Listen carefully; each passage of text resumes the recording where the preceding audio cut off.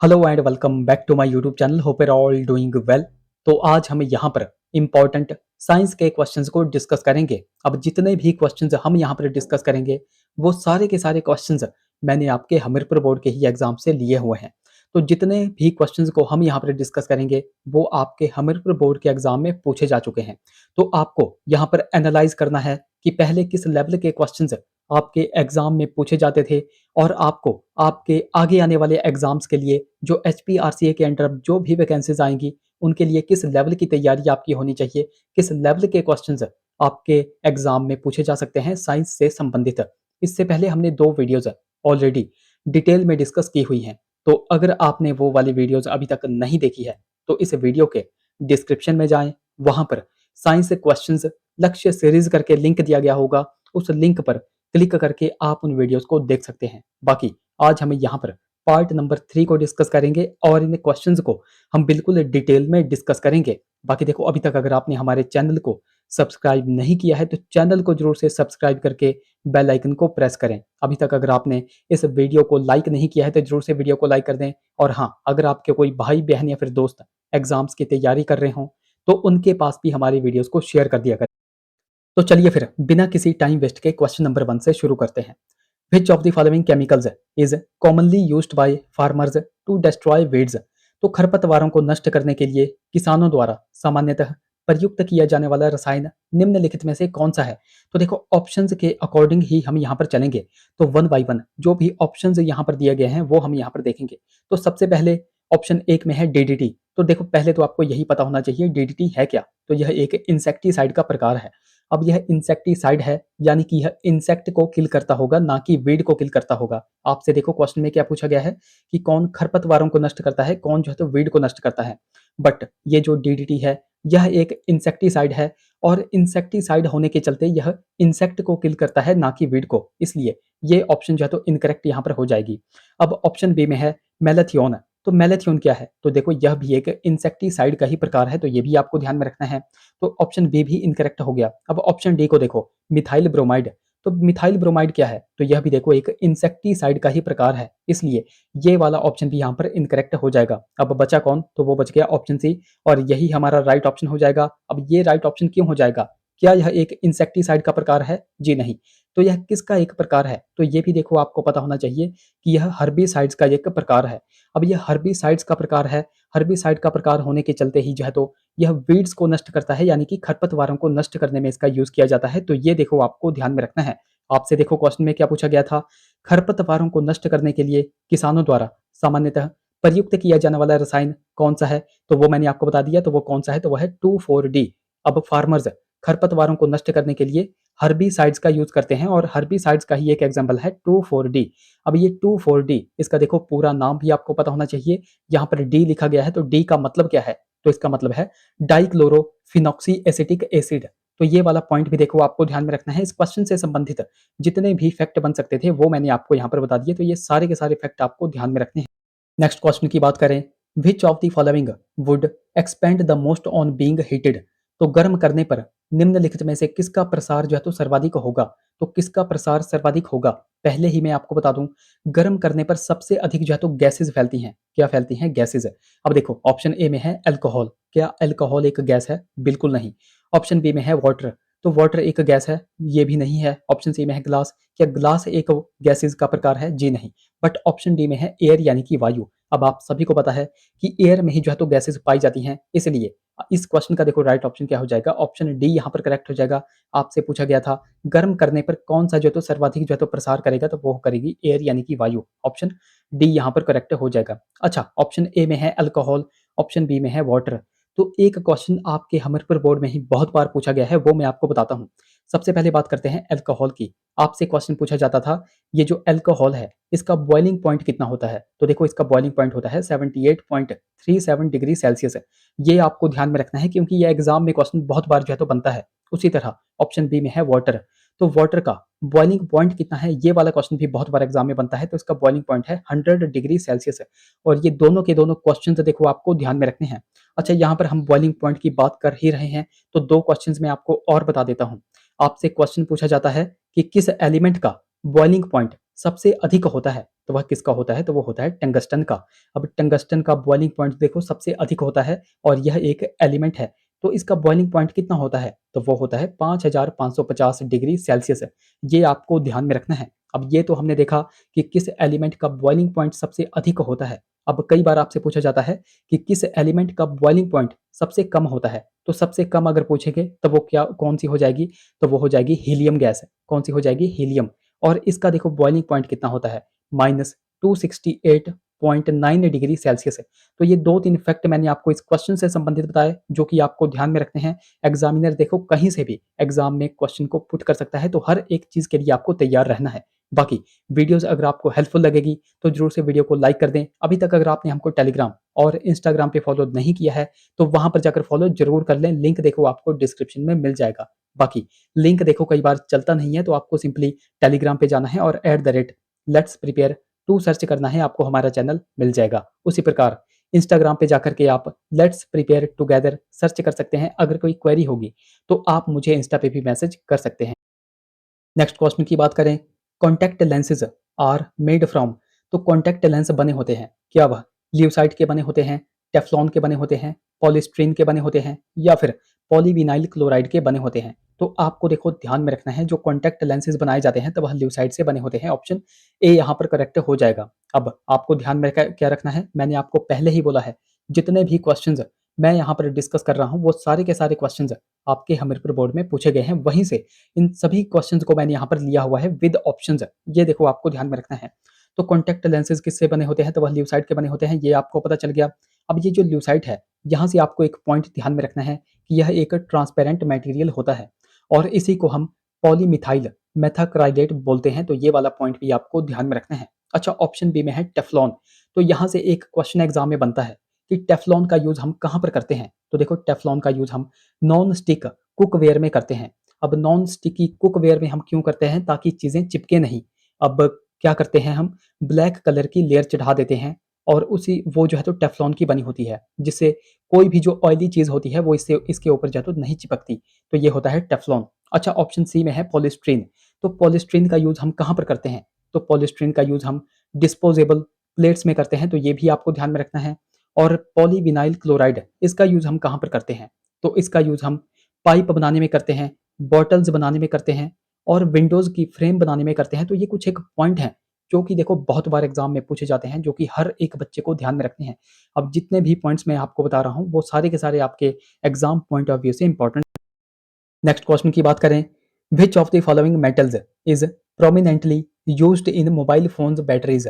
तो mobile phone बैटरियों में प्रमुख रूप से प्रयुक्त होने वाली धातु निम्नलिखित में से कौन सी हो जाएगी? आई थिंक ये सभी को जो है तो इस क्वेश्चन का आंसर आता होगा। आप सभी को पता है हमारे मोबाइल फोन बैटरियों में कौन सी धातु प्रयुक्त होती है? तो वो होती है लिथियम आयन की। ऑप्शन सी यहाँ पर करेक्ट हो जाएगा। अब जितने भी इलेक्ट्रॉनिक गैजेट्स होते हैं, चाहे वह मोबाइल फोन हो गए, इलेक्ट्रिक व्हीकल हो गए, इन सभी में हम लिथियम आयन बैटरी का यूज करते हैं, ये आप सभी को पता होगा। अच्छा, ऑप्शन ए में है तांबा और ऑप्शन बी में है जस्ता, कॉपर और जिंक। तो यहाँ से देखो एक क्वेश्चन आपके हमीरपुर बोर्ड में ही बहुत बार पूछा गया है कि कॉपर और तांबा को जब हम मिलाते हैं, यानी कि तांबा और जस्ता को जब भी हम मिलाते हैं तो इससे कौन सी धातु बनती है? तो देखो इससे कौन सी धातु बनती है, ये क्वेश्चन एग्जाम में बहुत बार बनता है। तो इससे बनती है ब्रास और ब्रास को हम देखो क्या बोलते हैं? तो वो बोलते हैं पीतल। ये फैक्ट है जो कि बहुत बार एग्जाम में पूछा गया है, ये आपको ध्यान में रखने हैं। अच्छा, कुछ और पॉइंट्स को भी मैं आपको यहाँ पर बता ही देता हूँ। तो ये हो गया कॉपर और एक हो गया टिन। तो कॉपर और टिन को मिलाने पर हमें कौन सी धातु मिलती है? तो वो मिलती है ब्रॉन्ज। ये भी आपको ध्यान में रखना है और ब्रॉन्ज को हम क्या बोलते हैं? तो वो बोलते हैं कांसा। उसी की तरह आपको ध्यान में रखना है जिप्सम हो गया, फिर चूना हो गया और साथ ही साथ सीमेंट हो गया। तो जिप्सम हो गया, चूना हो गया और सीमेंट हो गया, इनको हम मिलाते हैं तो क्या बनता है? तो वो बनता है प्लास्टर ऑफ पेरिस। ये भी क्वेश्चन बहुत बार एग्जाम में बनता है। अच्छा, यहाँ से मैं आपसे एक क्वेश्चन पूछता हूँ। तो क्वेश्चन ये है जर्मन सिल्वर। तो जर्मन सिल्वर किन किन धातुओं से मिलकर के बनता है वो देखो आप मुझे नीचे कमेंट में बताओगे। अगर आपको नहीं आता है, गूगल पे जाना है, सर्च करना है, सर्च करने के बाद आकर के इस वीडियो के नीचे कमेंट करना है। मैं आपको बार बार बोलता हूँ ये सारे के सारे फैक्ट देखो आपके प्रीवियस एग्जाम्स में पूछे जा चुके हैं। तभी मैं आपको बार बार बोलता हूँ जो हमने प्रीवियस साइंस की 26 वीडियोस डिस्कस की हुई हैं वो आपको एक बार जरूर से जाकर के चेकआउट करनी है। जिन भी बच्चों के एग्जाम्स नज़दीक में आ रहे हैं या जब भी आपके देखो कमीशन आने वाला है या फिर एचपीआरसी के अंडर जो भी वैकेंसीज आएंगी, तो उन बच्चों को क्या करना है, एक बार जाकर के जो 26 हमारी साइंस की प्लेलिस्ट पड़ी हुई है, जो हमीरपुर बोर्ड में पहले साइंस के जितने भी क्वेश्चंस पूछे गए थे वो सारे के सारे कंपाइल करके हमने इन 26 वीडियोस में डिस्कस किए हुए हैं। बिल्कुल डिटेल में मैंने उन वीडियोस को डिस्कस किया हुआ है, तो वो आपको जाकर के एक बार जरूर से चेकआउट करनी है। बाकी इन वीडियोस का लिंक मैं इस वीडियो के लास्ट में भी दे दूंगा, तो वहां पर जाकर के भी आप इन वीडियोस को देख सकेंगे। नेक्स्ट क्वेश्चन की बात करें, सोप इज द सोडियम और पोटाशियम साल्ट ऑफ, तो साबुन किसका सोडियम या फिर पोटाशियम लवण होता है? तो देखो यह स्टेरिक एसिड, ओइलिक एसिड, पैमेटिक एसिड, यानी कि इन सभी का जो तो लवण होता है। ऑप्शन डी देखो यहाँ पर बिल्कुल करेक्ट हो जाएगा। अब ये तो आपको एग्जांपल्स यहाँ पर पता चल गए, स्टेरिक एसिड, ओइलिक एसिड, पैमेटिक एसिड। एक और एग्जाम्पल मोस्ट इंपॉर्टेंट है, वो मैं आपको बताता हूँ, तो ये भी आपको ध्यान में रखना है, लॉरिक एसिड। तो साबुन किसका सोडियम या फिर पोटाशियम लवण होता है? तो यह लॉरिक एसिड हो गया, स्टेरिक एसिड हो गया, ओइलिक एसिड हो गया और पैमेटिक एसिड हो गया। ये चारों के चारों एग्जाम्पल्स आपको ध्यान में रखने हैं, ये बहुत बार एग्जाम में पूछे जाते हैं। उसी तरह सोप में देखो ये जो सोडियम होता है और पोटाशियम होता है, यह जो है तो होता कैसा है? तो यह देखो हाइयर फैटी एसिड होता है। और ये क्वेश्चन देखो बहुत बार एग्जाम में बनता है। हाई ये जो सेंटर लेवल के एग्जाम्स हैं यहाँ पर ये क्वेश्चन बहुत बार पूछा जाता है, तो ये भी आपको ध्यान में रखना है कि सोप में ये जो सोडियम होता है और ये जो पोटाशियम होता है, यह हाइयर फैटी एसिड्स होते हैं। ये फैक्ट है जो कि आपको ध्यान में रखना है। इस तरह के क्वेश्चंस आपको भी पता है बहुत बार एग्जाम्स में पूछ लिए जाते हैं। नेक्स्ट क्वेश्चन की बात करें, सन लविंग प्लांट्स आर, तो सूर्य प्रेमी पौधे कौन से होते हैं? क्या वह ऑटोट्रॉफ उनको बोला जाता है, हेलोफाइट्स उनको बोला जाता है, सीओफाइट्स उनको बोला जाता है या फिर हेलियोफाइट्स उनको बोला जाता है? तो देखो ये होते हैं कंफ्यूजन क्रिएट करने वाले क्वेश्चंस। तो जो भी आपको कंफ्यूजन हो रही हो, अगर आप कंफ्यूज हो रहे हैं तो अभी यहाँ पर कंफ्यूज हो सकते हैं। बाकी एग्जामिनेशन हॉल में आपको बिल्कुल भी कंफ्यूज नहीं होना है। आपको वहां पर पता होना चाहिए कि सन लविंग प्लांट्स किन्हें बोला जाता है, तो वो बोला जाता है हेलियोफाइट्स को। ऑप्शन डी देखो यहाँ पर बिल्कुल करेक्ट हो जाएगा। अब ये जो हेलियोफाइट्स पौधे होते हैं, यह तेज धूप में देखो आते हैं, इसलिए इनको जो है तो सन लविंग प्लांट्स बोला जाता है। इनके देखो कुछ एक एग्जाम्पल्स आपसे पूछे जाते हैं। ये जो हेलियोफाइट्स ये जो पौधे होते हैं, इनके कुछ एक एग्जाम्पल्स आपको पता होने चाहिए, जिनमें मोस्ट इंपॉर्टेंट व्हाइट क्लोवर। तो व्हाइट क्लोवर देखो बहुत बार एग्जाम में बनता है, यह किसका एक एग्जाम्पल है? तो यह एक हेलियोफाइट का एग्जाम्पल है, जो कि आपको ध्यान में रखना है। उसी तरह कुछ और की भी अगर बात करें तो म्यूरेन्स इसमें हो गया, ये भी बहुत बार एग्जाम में बनता है। थाइम भी आपसे बहुत बार पूछा जाता है कि थाइम जो है तो किसका एक एग्जाम्पल है, तो यह एक हेलियोफाइट का एग्जाम्पल है। सनफ्लावर भी आपसे पूछा जाता है, तो सनफ्लावर भी एक हेलियोफाइट का ही एक एग्जाम्पल है।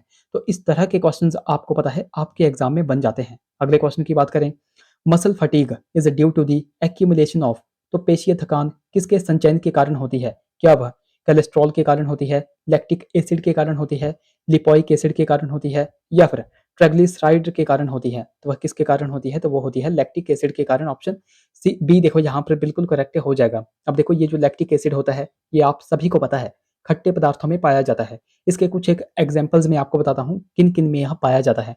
तो जैसे दही हो गया, पनीर हो गया, छाछ हो गई, उसके अलावा जो है तो टमाटर हो गए, अमरूद हो गए, शराब हो गई, तो इनमें लैक्टिक एसिड पाया जाता है, ये आपको ध्यान में रखना है।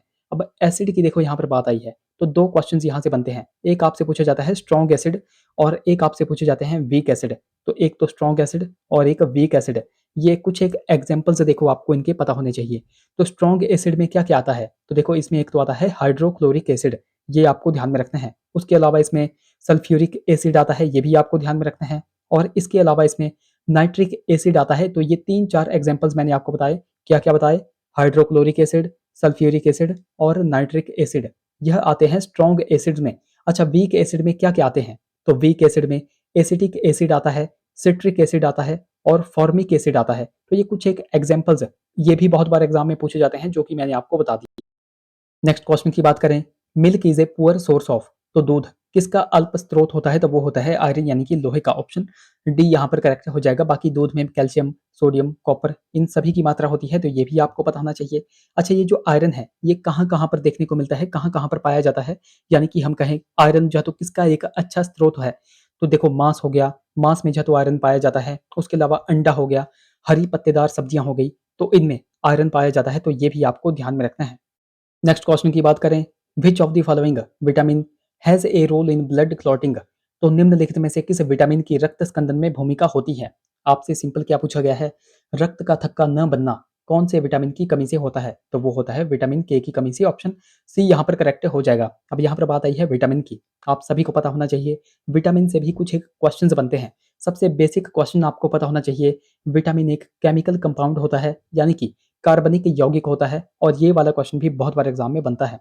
विटामिन की खोज आप सभी को पता है फंक के द्वारा करवाई गई थी। फंक ने की थी और कब की थी? 1911 में की थी। ये आपको पता चल गया। अच्छा, पानी में घुलनशील कौन-कौन से विटामिन हैं और वसा में घुलनशील कौन-कौन से विटामिन हैं, वो भी आपको पता होने चाहिए। तो पानी में घुलनशील कौन-कौन से हैं? तो वो है बी और सी। तो विटामिन बी हो गया, विटामिन सी हो गया, यह पानी में घुलनशील हैं। जबकि जो यहाँ पर बाकी बच जाते हैं, विटामिन के हो गया, विटामिन ई हो गया, विटामिन डी हो गया, विटामिन ए हो गया, तो यह वसा में घुलनशील होते हैं। अब विटामिन की यहाँ पे बात आ ही गई है, तो विटामिन ए, इसका रासायनिक नाम क्या है? तो वो है रेटिनॉल, और इसकी कमी से रतौंधी रोग होता है, नाइट ब्लाइंडनेस रोग होता है। विटामिन बी की बात करें, इसका रासायनिक नाम है थायमीन, और इसकी कमी से बेरी-बेरी रोग होता है। विटामिन सी की बात करें, इसका रासायनिक नाम है एस्कॉर्बिक एसिड, और इसकी कमी से स्कर्वी रोग होता है। विटामिन डी की बात करें, तो विटामिन डी का रासायनिक नाम है कैल्सीफेरॉल, और इसकी कमी से रिकेट्स रोग होता है। विटामिन ई की बात करें, तो इसका रासायनिक नाम है टोकोफेरॉल, और इसकी कमी से इनफर्टिलिटी या फिर स्टरलिटी, जिसको हम नपुंसकता या फिर बांझपन बोलते हैं, तो वो कौन सा रोग होते हैं? तो वह विटामिन ई की कमी से होते हैं। विटामिन के की बात करें, अभी हमने यहाँ पर देखा विटामिन के का रासायनिक नाम क्या है? तो वह है फिलोक्विनोन, और रक्त का थक्का न बनना विटामिन के की ही कमी से होता है, तो ये भी आपको पता चल गया। उसी की तरह विटामिन बी वन की बात करें, इसका रासायनिक नाम क्या है? तो विटामिन बी वन का रासायनिक नाम है थायमीन। विटामिन बी ट्वेल्व का रासायनिक नाम क्या है? तो विटामिन बी ट्वेल्व का रासायनिक नाम है साइनोकोबाल्मिन, और इसी में जो है तो कोबाल्ट पाया जाता है, तो ये भी आपको ध्यान में रखना है। विटामिन बी नाइन आपके हमीरपुर बोर्ड में पूछा गया था, तो इसका रासायनिक नाम क्या है? इसका रासायनिक नाम है फॉलिक एसिड, और इसकी कमी से एनीमिया रोग होता है, यानी कि रक्त की कमी यहाँ पर हो जाती है, तो ये भी कुछ एक फैक्ट आपको ध्यान में रखने हैं। नेक्स्ट क्वेश्चन की बात करें, which of the following is known as animal starch, तो निम्नलिखित में से कौन सा एनिमल स्टार्च के नाम से जाना जाता है? तो एनिमल स्टार्च किसे कहा जाता है? तो वो कहा जाता है ग्लाइकोजन को। ऑप्शन बी देखो यहाँ पर बिल्कुल करेक्ट हो जाएगा। अच्छा, ऑप्शन ए में है सेलुलोज, तो सेलुलोज किसका एक एग्जाम्पल है? ये मैं आपको बार बार बताता हूँ, तो यह एक नेचुरल पॉलीमर यानी कि प्राकृतिक बहुलक का एक एग्जाम्पल है, और प्राकृतिक बहुलक के कुछ एक एग्जाम्पल्स मैं आपको बार बार बताता हूँ, जिनमें मोस्ट इंपॉर्टेंट क्या है? तो वह है सेलुलोज। उसके अलावा आपको पता होना चाहिए वूल भी एक नेचुरल पॉलीमर का ही प्रकार है। उसके अलावा प्रोटीन हो गई, डीएनए हो गया, और एक स्टार्च हो गया। तो ये कुछ एक एग्जांपल्स हैं जो नेचुरल पॉलीमर के एग्जांपल्स हैं, वो आपको ध्यान में रख। अच्छा, यहाँ पर हम थोड़े बहुत वन लाइनर क्वेश्चंस देखेंगे जो साइंस से संबंधित होंगे। साइंस के यह बिल्कुल ही बेसिक से क्वेश्चंस होंगे। 20 क्वेश्चंस को हम यहाँ पर डिस्कस करेंगे। बाकी होता क्या है, जब भी मैं साइंस या फिर इकोनॉमी की वीडियोस को लेकर के आता हूँ, तो आपका रिस्पॉन्स बहुत ही डल हो जाता है।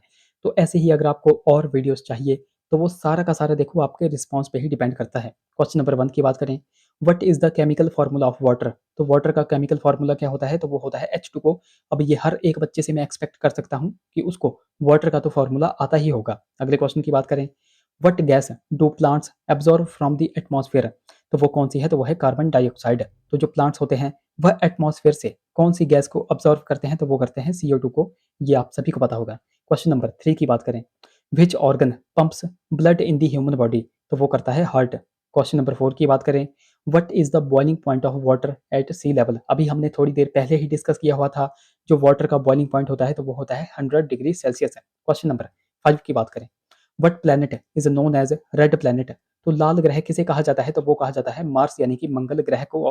तो ये भी आपको पता चल गया। अगले क्वेश्चन की बात करें, which gas is essential for human respiration, तो वो कौन सी है? तो वो है ऑक्सीजन। तो ये भी आपको पता चल गया। अगले क्वेश्चन की बात करें, what is the main source of energy for earth, तो वो हो जाएगा सन। अगले क्वेश्चन की बात करें, क्वेश्चन नंबर हमारा 8 है, what vitamin do we get from sunlight, तो सूर्य से हम जो है तो कौन से विटामिन लेते हैं? तो वो लेते हैं विटामिन डी। ये भी आपको ध्यान में रखना है। अगले क्वेश्चन की बात करें, which part of the plant conduct photosynthesis, तो फोटोसिंथेसिस प्रोसेस जो है तो कौन करती हैं? तो वो करती हैं लीफ। लीफ यानी कि पत्तियां। ये भी आपको ध्यान में रखना है। अगले क्वेश्चन की बात करें, what is the nearest planet to the sun, तो सूर्य के सबसे नजदीक कौन सा ग्रह है? तो वह है मरकरी, यानी कि बुध। ये भी आपको ध्यान में रखना है। अगले क्वेश्चन की बात करें, what is the hardest natural substance on earth, तो वह कौन सा हो जाएगा? तो वो हो जाएगा ऑब्वियसली डायमंड। तो ये भी आपको ध्यान में रखना है। अगला question, what is the centre of an atom called, तो उसको बोला जाता है न्यूक्लियस। मोस्ट इंपॉर्टेंट क्वेश्चन, बहुत बार एग्जाम में बनता है। अगले क्वेश्चन की बात करें, which blood cell fights infections है, व्हाइट ब्लड सेल। अब ये भी क्वेश्चन बहुत बार एग्जाम में बनता है कि कौन सा ब्लड सेल इन्फेक्शन से लड़ता है, तो वो लड़ता है डब्ल्यूबीसी। अब कई बार आरबीसी भी दे करके रखा हुआ होता है और कुछ बच्चे जो है तो यहाँ पर कंफ्यूज हो जाते हैं, तो उसी कंफ्यूजन से देखो आपको यहाँ पर बचना है। तो ये भी इंपॉर्टेंट क्वेश्चन है। अगले क्वेश्चन की बात करें, what is the unit of electric current, तो वो कौन सी हो जाएगी, तो वो हो जाएगी एम्पियर।